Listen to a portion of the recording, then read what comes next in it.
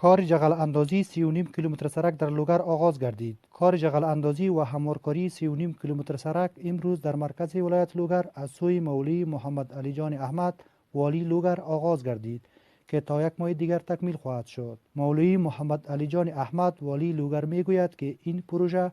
از سوی شاروالی لوگر تطبیق می گردد. والی لوگر علاوه کرد که سرک پوهنتون لوگر به طول 3.5 کیلومتر و عرض 30 متر جغل اندازی و هموارکاری خواهد شد. آقای علی جان به مردم وعده سپرد که پروژه های بیشتر در این ولایت از سوی امارت اسلامی افغانستان تطبیق می گردد. انجینیر رفیع الله احمدزی شاروار لوگر می گوید در پروژه چې د کارتمامین سرک په نامه شته د سرک هم ته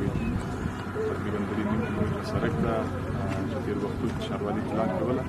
ولې بعضې د مشکلات په وجه دا پروژه نه عملي کېده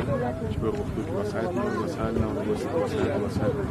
شاروالي ته ورکړل شوي دي او د پروژې باندې عملي کار شوی هغه پروژه دېرش کالي یا 30 کالي ورځې وخت نیسي. هغه پروژه چې جغل اندازي او دغه سرک اواري ده چې هغه کسي مراحل تخنیکي مراحل د ساکل شما مد نظر کې چې یو نور کارونه راتلونکي کال کې البته دغه پروژه خپل شاروالي مالی لګښت او شاروالي تیم لپاره قابل یادآوری است که قبلا کار پروژه آبرسانی نیز از سوی حکومت امارت اسلامی افغانستان در شهر پل علم آغاز گردید.